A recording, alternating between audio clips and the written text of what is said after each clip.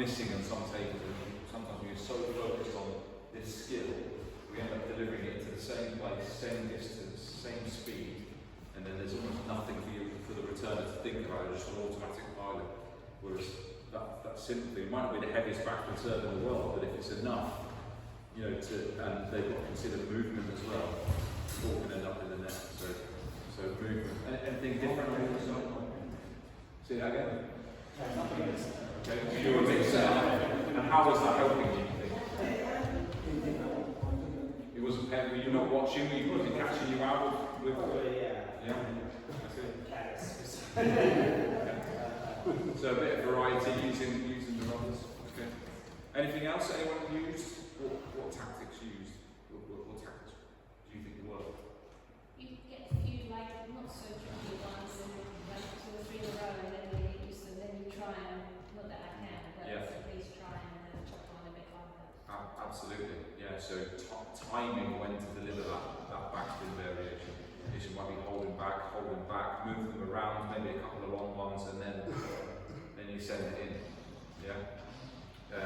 Shameless name plug here. So chatting to Benedict Duda, who I'm fortunate enough to be working with at the moment.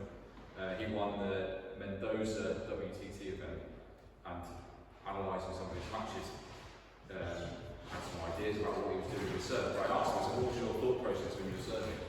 And it was exactly that. It was holding back, just using enough spin to create opportunities. And then when he felt like it was a moment in the match, whether maybe he was 6-9 down and it was an important point, or it was match point up, he would throw in extra spin and then some extra movements, and it would either induce a high ball, or a direct point. So the timing of those serves are really good. And I'm probably guilty of that. I'm probably guilty of using maybe my best serves right from the start, and then I'm giving my opponent an opportunity to get used to them. So it's probably something I need to do a little bit better as well. So focusing and setting a condition when you're practicing these matches or setting up a challenge, it does exactly that. I wasn't expecting you all to serve backspin and then suddenly you push everything, your opponent pushes everything in the net and you go, oh brilliant Craig, thanks so much for a brand new serve, it works 100% of the time.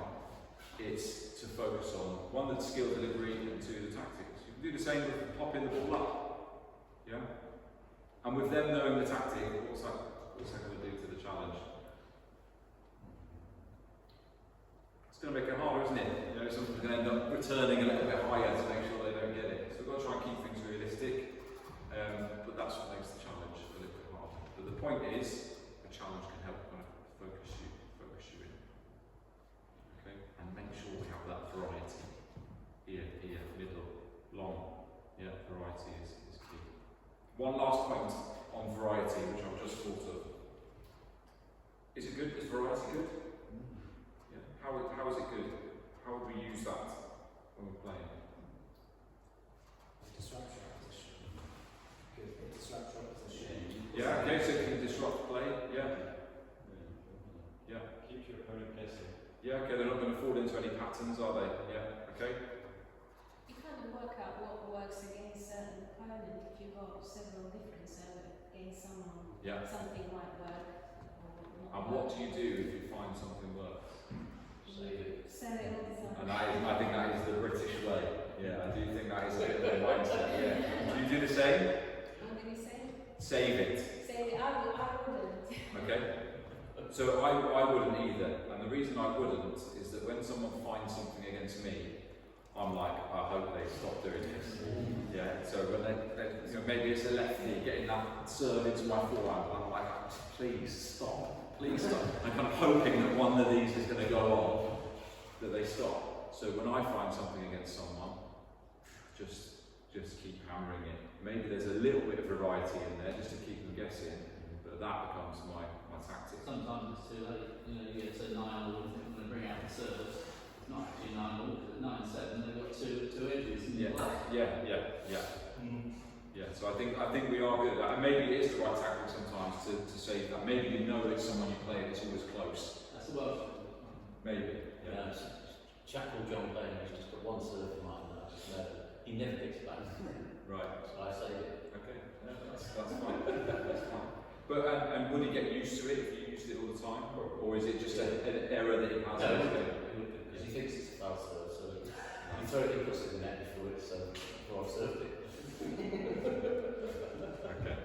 So, and yeah, like I said, that's not the wrong tactic, but I think we sometimes use that maybe a bit too much when we can make more use of those tactics.